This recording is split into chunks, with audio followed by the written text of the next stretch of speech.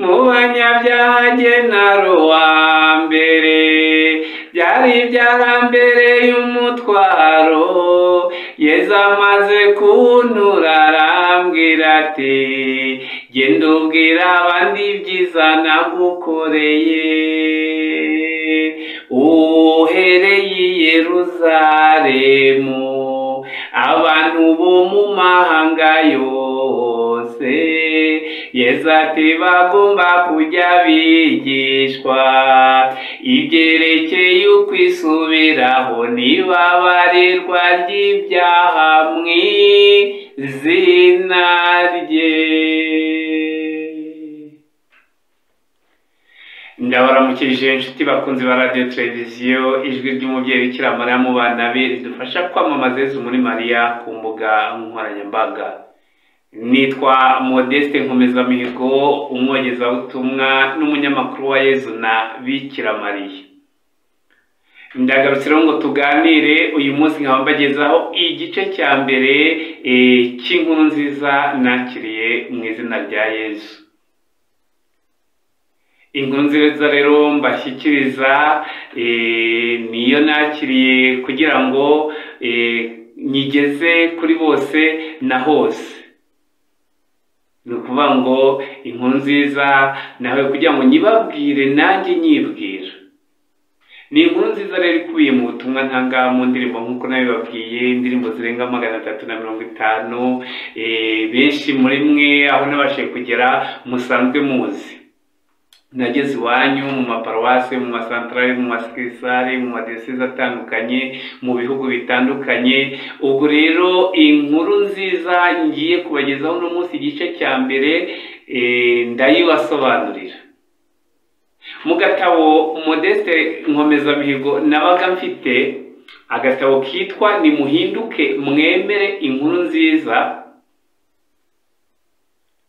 kuko nabwiye ko ari ubutumwa nyine ngerageza gutanga mu nyigisho, mu ndirimbo, mu nyandiko nkazandika. Ako gatabo nakamubona kitwa Nimuhinduke Mwemere Inkuru Nziza. Aka gatabo niko gakuyemo rero za ndirimbo zimwe na zimwe nagiye mbabwira, zawajyaga he, zabazumva ryari, wasubiza iminsi inyuma, ibigusha abantu, twaracumuye, twubahiriza igihe, kuki ukora ikibi, Mariya na Yesu, ndabakunda, uwo twemeye tuzamubona. Ni indirimbo nyinshi rero zirimo. Uyu munsi rero tukaba turi buze kuganira ku ndirimbo ya mbere iri muri ako gatabo kitwa Nimuhinduke Mwemere Inkuru Nziza. Ni indirimbo yitwa nyine Inkuru Nziza. Muri iyo ndirimbo rero Inkuru Nziza, ikintu gikubiye muri ubwo butumwa buri muri iyo ndirimbo ni uburyo nge Modeste Nkomezamihigo nahuye na Yesu. Iyo uhuye n'umuntu bwa mbere ibyo byose hari icyo muvugana, hari icyo akubwira, hari icyo umubwira se, ese hari n'igihe ufite umwanya wagira icyo umubaza. Ni muri ubwo buryo rero nanjye nagize amahirwe yo guhura na Yesu. Hanyuma rero mpura na Yesu wakwibaza ngo ese Modeste Nkomezamihigo ajya guhura na Yesu yari muntu ki, yari iki se? Muri ako gatabo rero birasobanuye uwo nari ndiwe. Se yari umukire, yari umukene, yari intungane se, yari umunyabyaha, birasobanuye muri ako gatabo. Ikindi kirimo nibyo Yesu Kristo yankoreye muri ako kanya, kuko iyo uhuye na Yesu ntabwo uvira mwaho. Yesu byanze bikunze agira ikintu agukorera, akagukomeza, akaguhumuriza, akaguhindura se. Ngiye nagize amahirwe mu guhura nawe no muri batisimu nahawe, ampindurira amateka, anyita izina rishya ryitwa Modeste. Modeste nagiye numva abahanga barisobanura, wenda simbisobanukiye neza ariko bavuga bati Modeste umuntu mwiza se, witonda se, wubaha se, cyangwa se mbese très Modeste. Modeste umuntu mwiza cyane. Sinabona uko mbivuga ariko ababisobanukiwe mwe murabizi cyane. Nifuza rero iryo zina nararyishimiye kandi ndarikunda. Umuntu wubaha, w'indahemuka, Modeste mbese. hanyuma rero ikindi tuzasangamo mu butumwa buri muri iyo ndirimbo ni ibyo Yesu yansabye gukora no kujya kubwira abandi. Hari ibyo Yesu yansabye gukora no kujya kubwira abandi, ari nabyo mwananyumvanye naje iwanyu. Ibuka ese Modeste yababwiye iki, haba kubimwerekeye, haba kubyerekeye se ubutumwa Yesu yamuhaye atanga mu ndirimbo. Ikindi tuzasangamo ni ibyo yambwiye kubabwira mu izina rya Yesu, ndetse n'urutonde rw'abo nzageraho bose nkabavuga mu mazina yabo, ndetse ubutumwa Yesu kandi yampaye ambwira aho nzabutangirira n'aho nzabusozereza. Hanyuma rero ubwo butumwa rero sinshidikanya ko bundeba nanjye n'ubwanjye nawe n'abandi bose uzabasha kugeraho kandi bukabagira akamaro. Ubutumwa bw'inkuru nziza Yesu Kristo wadupfiriye akazukira kudukiza. Kubera ko rero iki kiganiro cy'ubutumwa bw'inkuru nziza mu ndirimbo kigizwe n'ibice birenze kimwe, uyu munsi mu gice cya mbere turaganira gusa ku butumwa bundeba ku giti cyanjye. Ubutumwa bundeba ku giti cyanjye, uko nabwakiriye, mbushyikirizwa nyine n'icyo nyine mbwira uwabumpaye. Reka rero kugira ngo dukurikirane neza iki kiganiro tubanze dusenge. Ku izina ry'Imana Data na Mwana na Roho Mutagatifu, amina. Ngwino Roho Mutagatifu usanganye imitima y'abakwemera bagukunde, utwohereze Roho wawe byose bibe bishya, isi izabone guhinduka. Dusabe. Mana wamenyesha abakwemera Roho Mutagatifu, turagusaba kubwirizwa nawe, gukunda ibitunganye no kunogerwa nawe iteka, kubwa Yesu Kristo umwami wacu, amen. Mariya utasama mu cyaha udusabire. Mwamikazi w'intumwa udusabire. Mubyeyi wa Kiliziya udusabire. Bikira Mariya mubyeyi utagira ikikunanira mu bantu udusabire. Ku izina ry'Imana Data na Mwana na Roho Mutagatifu, amina. Ijwi ry'umubyeyi rihumuriza, rikomeza, riyobora, rivuganira, ritabariza, riburira, rikosora, rigahanura, rikigisha, rigatumika, rigahindura, rikamenyesha, rigahugura. Tega amatwi ijwi ry'umubyeyi, ryumve, uryumvirize, uryumvire. Riragira riti: nimuhinduke mwemere inkuru nziza ya Yesu Kristo. Murakoze rero nshuti bakunzi ba radio televiziyo Ijwi ry'Umubyeyi Bikira Mariya mu bana be dufasha kwamamaza Yesu muri Mariya ku mbuga nkoranyambaga. Ndabasuhuje mwebwe mwese abari kuri iyi shene yitwa Ijwi ry'Umubyeyi. Murabona uko mumaze kungana, ndabashimiye cyane, by'umwihariko abari mu Rwanda, abari mu bihugu bidukikije, abari hirya no hino ku isi, iyo mu mahanga mugerageza kureba no kumva ubutumwa n'ibiganiro bitambuka kuri iyi shene, ndetse n'indirimbo zatambuka. Ndabashimira ko byo mwakoze, ntagarukaho kano kanya ngo mbirangize, cyane cyane ko ubwo butumwa mwabwumvise mukabureba, mugakora subscribe, mukabusharinga ku bandi, mugakora like, hanyuma mugashyiraho na commentaire. Ibyo byose biba bikeneye kugira ngo bikomeze kuduhuza no gutuma noneho n'ibyo nkora buri munsi ku munsi mubibona. Natangiye ndirimba rero akaririmbo kavuga ngo mu banyabyaha na ruwa mbere byari byarambereye umutwaro, Yesu amaze kuntura arambwira ati genda ubwira abandi byiza nagukoreye. Uhereye i Yerusalemu abantu bo mu mahanga yose bose. Yesu ati bagomba kujya bigishwa ibyerekeye ukwisubiraho n'ibabarirwa ry'ibyaha mu izina rye. Nanjye rero ndi umwe mu bagiriwe ubuntu bugeretse ku bundi. Yesu arangenderera, angenderera ndi uwo nguwo mumaze kumva.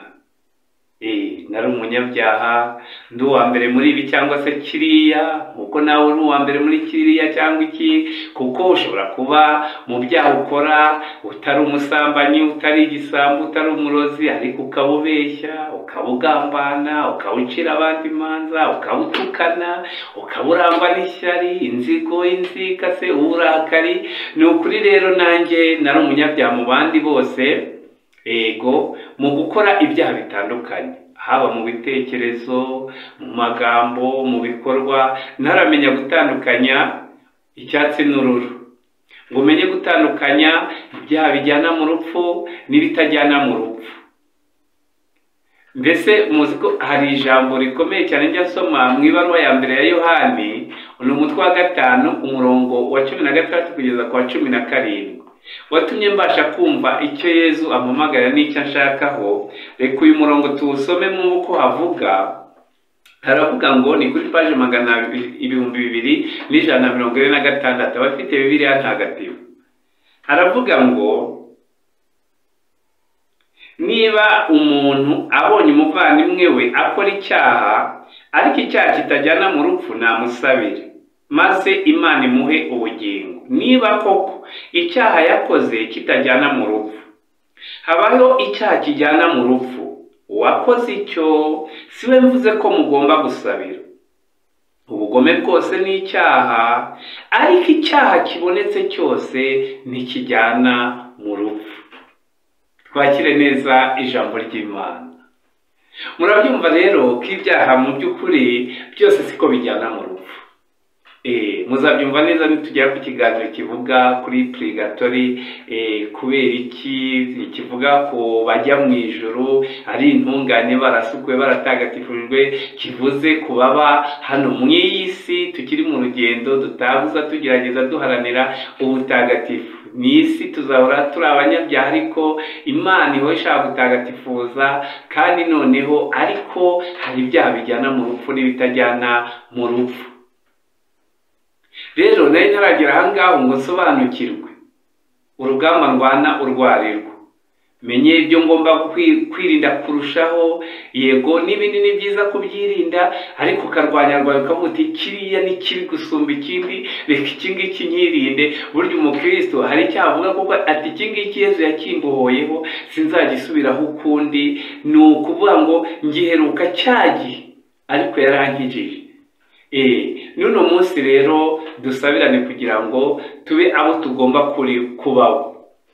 Modeste rero nari ndi uwo nguwo mwumvise, nkiri wa wundi uvugwa nyine wavukiye mu byaha, nkarererwa mu byaha, ngakurira mu byaha, ngakomeza kubyivurugutamo nyine muri ibyo bitekerezo, muri ibyo bikorwa, mu magambo se. Urumva hari igihe rero ukora nk'ibintu ukavuga ariko bari ukaguma uvuga uti bariya ni ibisambo, bariya ni abasambanyi, ni abarozi, bararabuza se, nawe utazi ko ubikora mu bundi buryo. Ni muri ubwo buryo rero nanjye nabagaho niba ndwana, mbeshya, ntukana, ndakara, nsambana, nica, ndogana, ntongana se, ncira abandi imanza, ndaguza se, ariko nkumva byose ari kimwe, cyangwa se nkabifata nkaho nta cyabaye. Ariko mu guhura na Yesu ngasobanukirwa ubutumwa bwe, n'uburyo ashakira agakiza, n'uburyo yifuza kugira aho amura n'aho ashyira, n'uburyo anyifuriza gupfa ko byangazukana nawe, n'uburyo anyifuriza ubugingo bw'iteka, byatumye menya byinshi bitandukanye. Kuko nk'uko nari kubivuga mu by'ukuri, hari ukuntu navuga ngo njyewe siniba, njyewe sinsamba, njyewe sinica, sindoga, sindogesha, sindaguza, n'ibindi n'ibindi. Kandi mu by'ukuri ibyo bintu ukaba ubikora byose, ukicwa no kutabimenya no kudasobanukirwa, imbaraga z'icyaha ndetse n'urumuri rw'ijambo ry'Imana rugufasha kugenda ubisobanukirwa no kubivamo no kugenda ubisezerera uko ugiye ubishobozwa. Niyo mpamvu ijambo ry'Imana ritubera itara, rikatumurikira, rikadukosora, rikaduhana, rikaduhanura. Ni muri ubwo buryo nagiye nzirikana amagambo yo muri Bibiliya atandukanye. Urebye mu by'ukuri hari aho Yesu avuga ngo njyewe mbabwiye ko n'urebye umugore akamwifuza mu mutima ngo aba yamusambanije, aba yasambanye.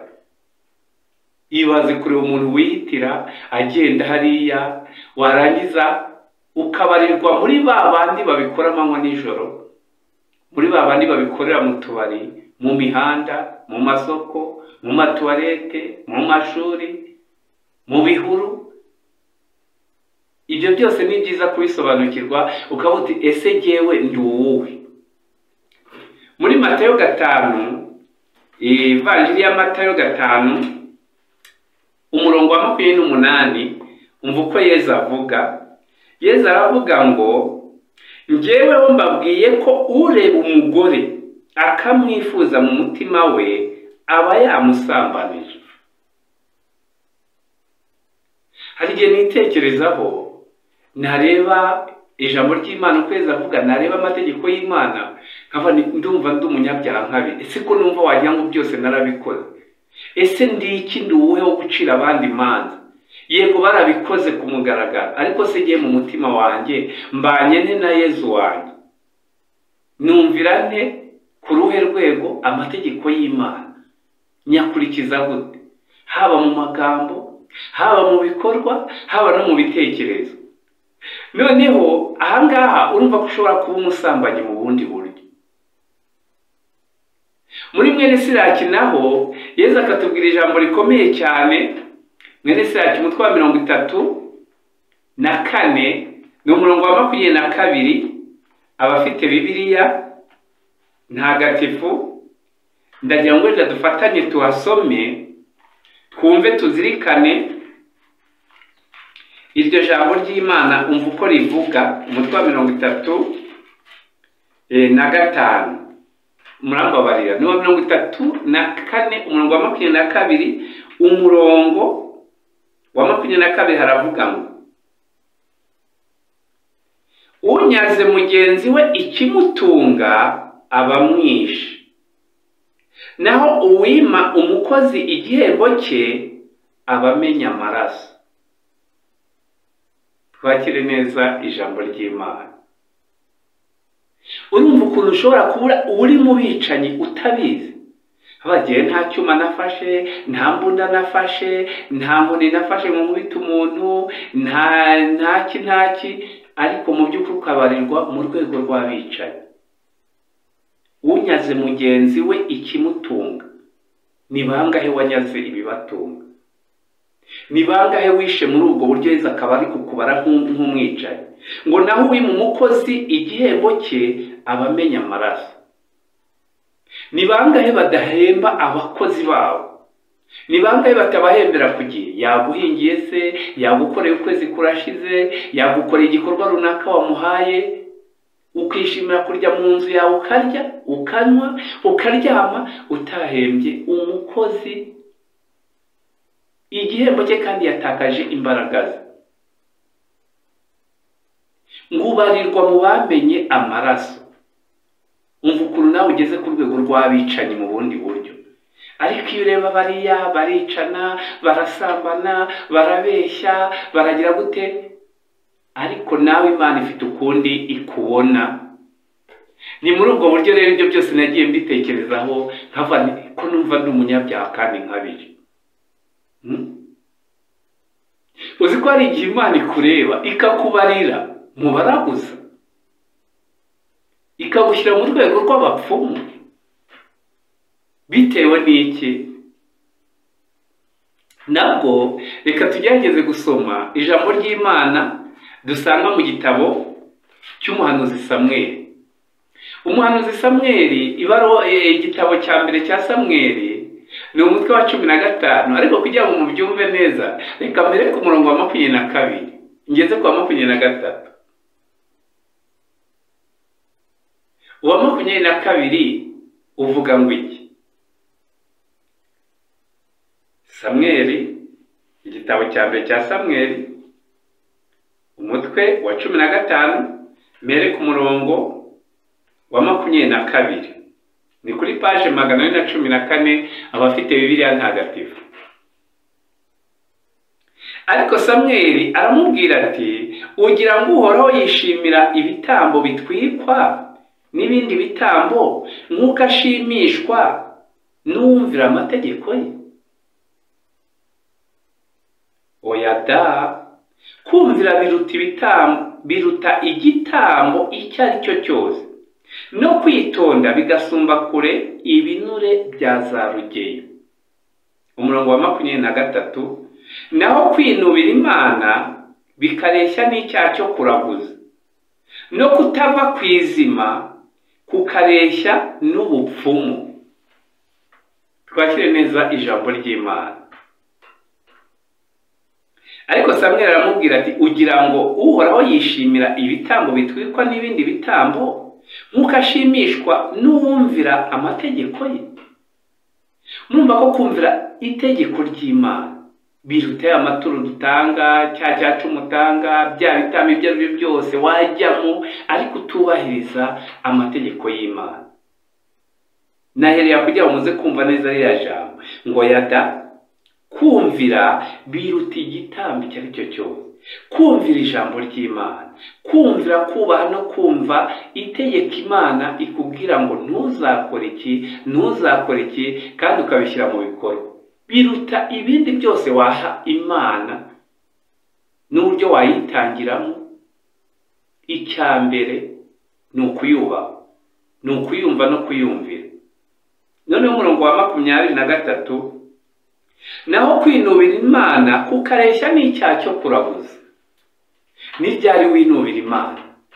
Ugera kure ukumva Imana se ushatse kuyishyira ku ruhande, ukumva ntikunogeye nk'uko ubyifuza, ukumva mbese yakora ibyo wifuza gusa, ugushaka kwayo ntugushyire imbere. Ni ryari winubira Imana yawe ibyo itagukoreye, ibyo itaguha nk'uko ubishaka? Ngibyo byose kandi bireshya n'iki? N'icyaha cyo kuraguza, ngo no kutava kwizima kukareshya n'ubupfumu. Kutava kwizima kwawe kuguma unangiye umutima, bikareshya n'ubupfumu. Ibaze noneho ugeze ku rwego rwaho ubarirwa mu baraguza, ubarirwa mu bapfumu, bitewe n'imyifatire yawe mu maso y'Imana. Niyo mpamvu ngiye Modeste w'umunyabyaha ntekereza ukuntu ntubahiriza itegeko ry'urukundo rw'Imana nk'uko bikwiriye, ngo nkunde bagenzi banjye nk'uko nikunda. Ndabigerageza ngatwaza, ariko rimwe na rimwe bikananira. Kandi ngo wishe itegeko ry'urukundo n'ayandi yose aba yayishe.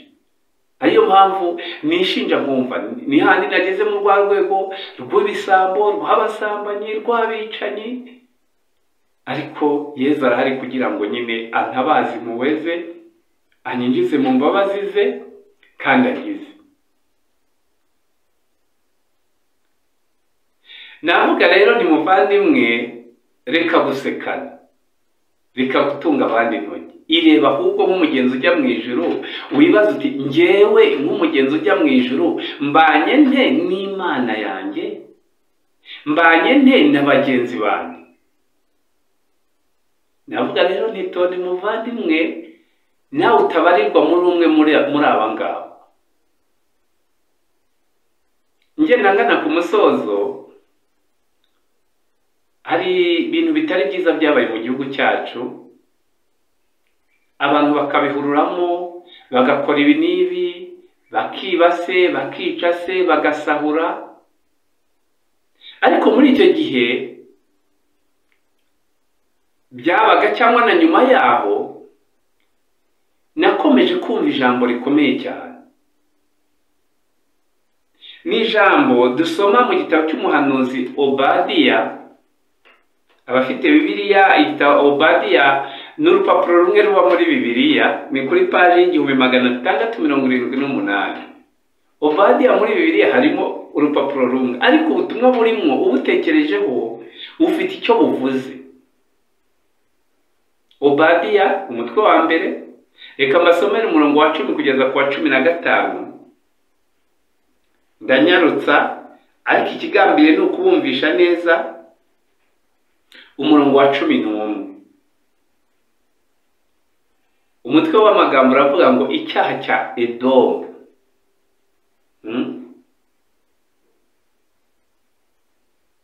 Hano Edomu barasobanura ngo icyaha cya Edomu, icyo Edomu ishinjwa ni imyifatire yayo igihe Yerusalemu ifashwe n'abanzi. Edomu ngo yaba yarafashe igice kinini cy'igihugu cy'Abayuda. Edomu nabo muri Edomu hari ibyo Imana yabashinjaga, ariko natwe mu byabaye mu gihugu cyacu hari ibyo Imana igushinja cyangwa nanjye nshinja, nubwo utabigizemo uruhare kubera imyifatire wagize muri icyo gihe. Hano baravuga ngo urugomo n'ubwicanyi wagiriye umuvandimwe wawe Yakobo nibyo bitumye uzakorwa n'ikimwaro ukarimbuka ubuziraherezo. Ibuka umunsi wari wiheje uhagaze ahitaruye, ubwo abanyamahanga bamusahuraga ibye ku ngufu, abanzi bakinjira mu marembo ye bagafindira kuri Yerusalemu, nawe wari umeze nk'umwe muri bo. Ntaho wagiye, ntacyo wakoze, ariko nawe wabarirwaga muri umwe muri bo.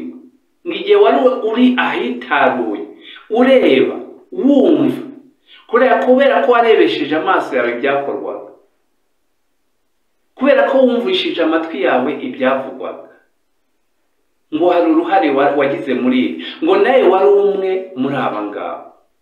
Ndavuga uko Imana ikubona.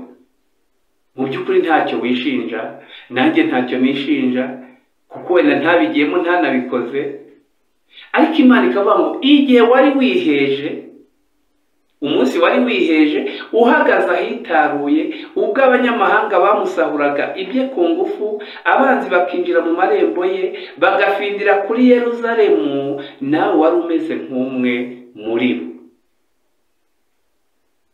Ni byiza rero gusenga, gusabira isi kubera icyaha cyayo, gusabira abatuye isi, gusabira igihugu cyacu, gusabira abayobozi bacyo, gusabira abagituye bose, nawe wisabira kugira ngo Imana idukureho icyo cyaha kidukurikirana.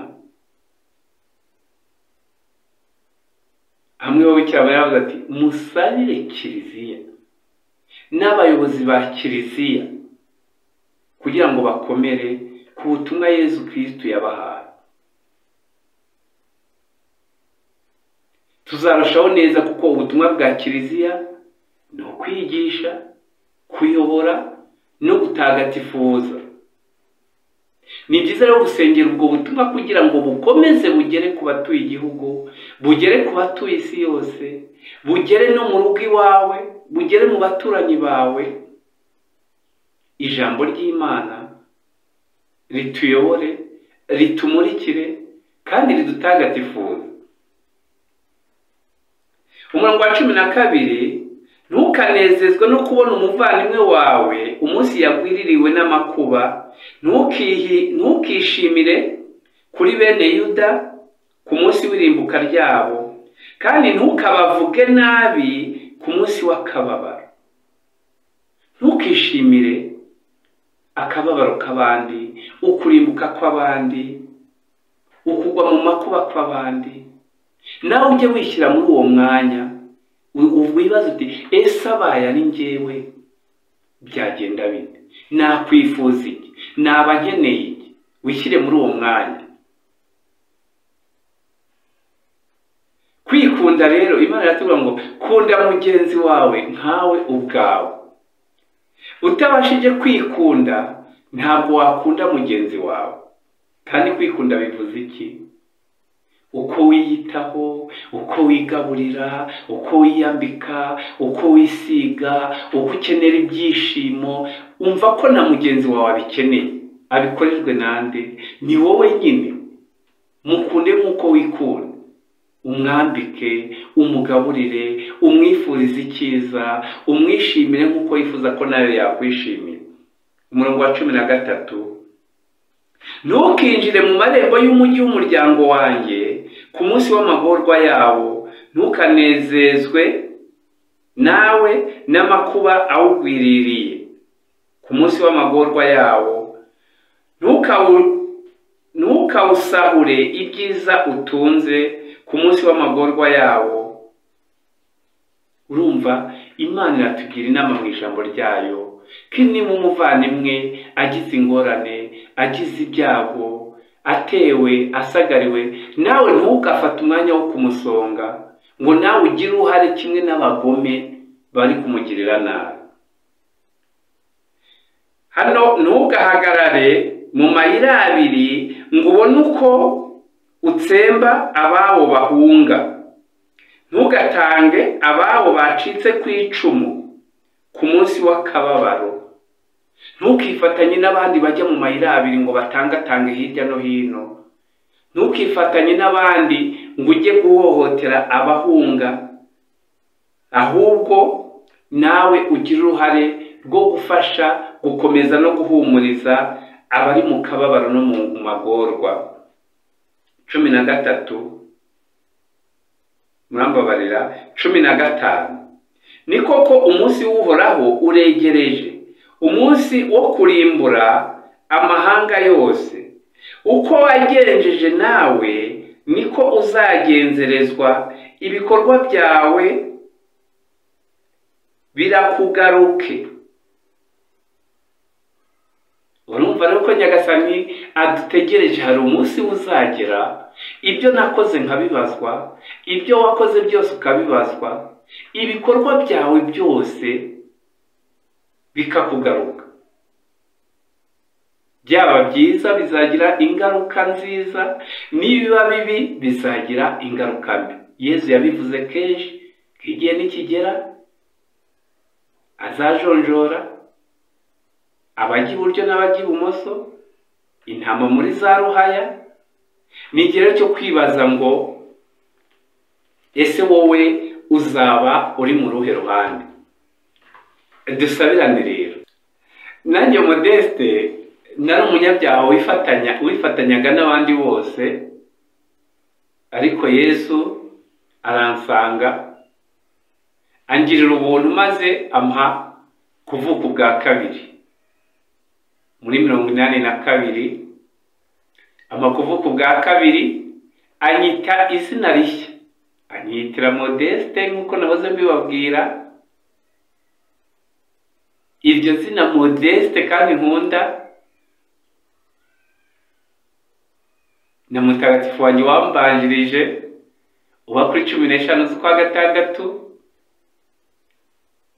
nkamwizihiza mwibuka ibyiza yakoze, nifuza kugera ikirenge mu cye. Iryo zina Modeste ryari ryiyongera ku rindi niswe n'ababyeyi banjye nkomezamihigo. Yesu rero naramwemereye, nawe yemera kumbwira ati uri umunyabyaha ndabizi, ariko ndakubabariye.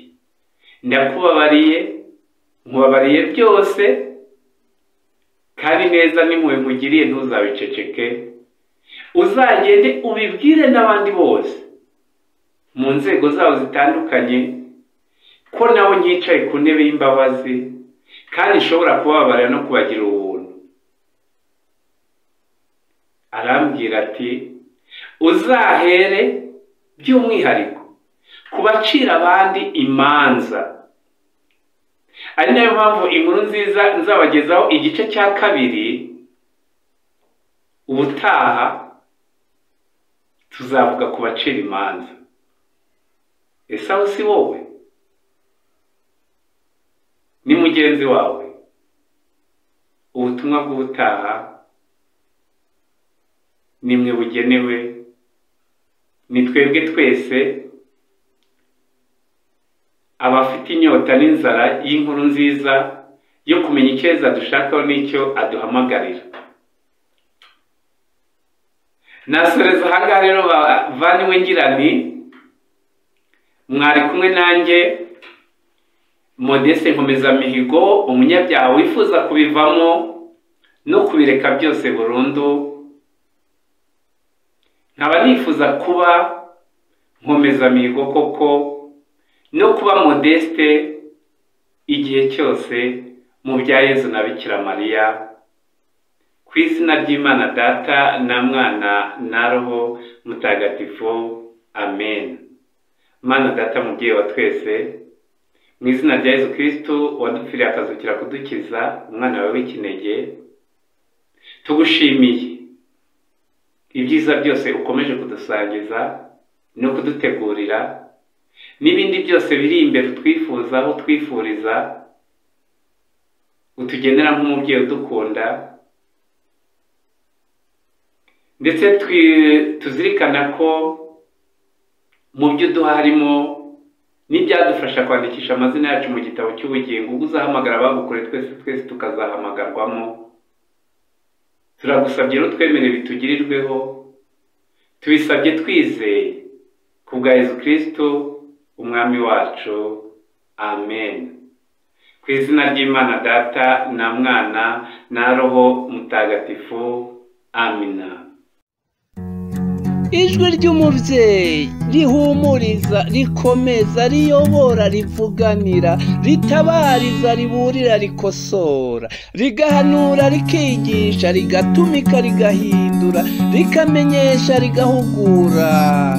Tega amatwi ijwi ry'umubyeyi, ryumve, uryumvirize, uryumvire. Riragira riti: nimuhinduke mwemere inkuru nziza ya Yesu Kristo.